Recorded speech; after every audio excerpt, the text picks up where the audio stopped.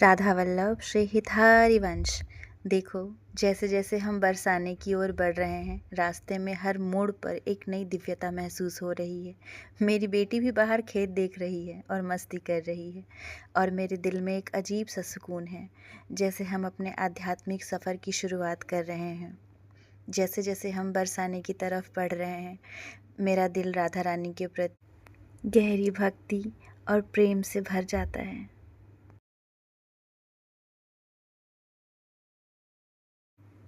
जैसे ही हम पीली पोखर के श्री विनोद बिहारी जी के आश्रम के गेट के अंदर प्रवेश हुए, एक अद्भुत दिव्यता ने जैसे हमें घेर लिया हो। चारों तरफ भक्तों की शांति थी। एक छोटी सी दुकान थी वहाँ, जहाँ पर तुलसी की माला और कुछ पूजन सामग्री मिल रही थी, और एक नंदी महाराज भी थे अंदर में। ऐसा लग रहा था मानो वो भी बाबा का इंतज़ार ही कर रहे हों।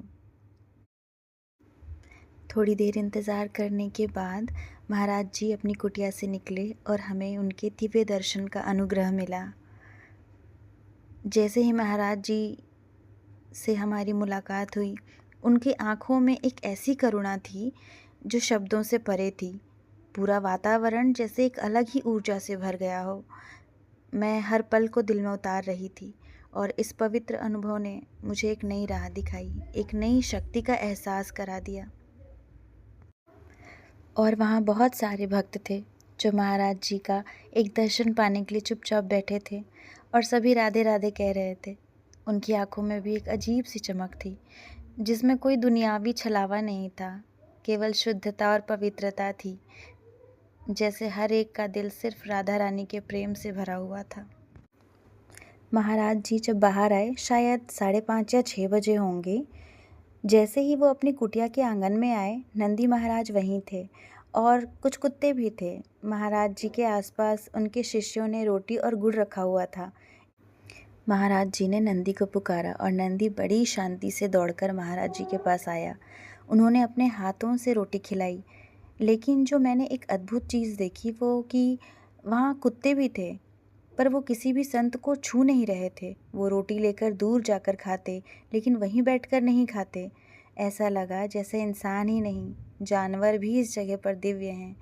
ये तो बस राधा रानी की कृपा है। उनकी अद्भुत लीलाएं यहीं घटित होती हैं। महाराज श्री ने मेरी बेटी को राधे राधे कहा और उसे एक चॉकलेट भी दिया, पर वो पल मेरे कैमरे में कैद नहीं हो पाया। लेकिन वो एक अमूल्य स्मृति बन गई। साथ ही जो संत वहाँ थे, उनकी आभा ही कुछ और थी।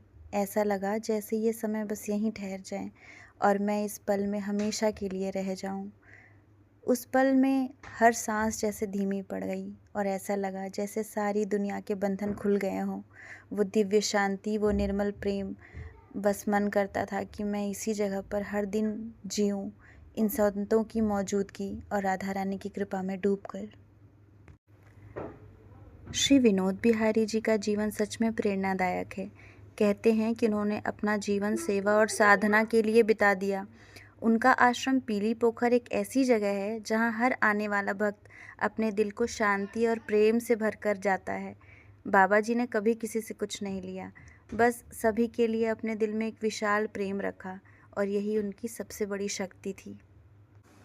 महाराज श्री सिविल इंजीनियर थे, और वो बताते हैं कि उनका जीवन बड़ा ठाट बाट से रहता था। फिर एक माता जी उनके जीवन में आई, जिन्होंने उन्हें श्री रामकृष्ण परमहंस की एक किताब दी, और उसके बाद उनका जीवन बदल गया और वो वृंदावन आ गए। महाराज श्री प्रतिदिन 6:30 बजे बरसाने धाम की परिक्रमा के लिए जाते हैं। उनका समय हो गया था और वो परिक्रमा के लिए निकल गए। आने के बाद वहाँ से वो सत्संग करते हैं। हमें मंदिर जाना था राधा रानी के दर्शन के लिए, सो इस बार तो हमें ये सौभाग्य नहीं मिला, पर अगली बार हम कोशिश करेंगे कि उनका सत्संग ज़रूर सुनें। उन्हें परिक्रमा पर जाते हुए मैं भी पीछे से दौड़ कर गई, और काफ़ी दूर तक जाते हुए देखती रही, इस उम्मीद के साथ कि अगली बार फिर से हमें इन दिव्य संतों के दर्शन होंगे और मेरा दिल फिर से वही शांति पाएगा। अब हम मंदिर के रास्ते में हैं। बस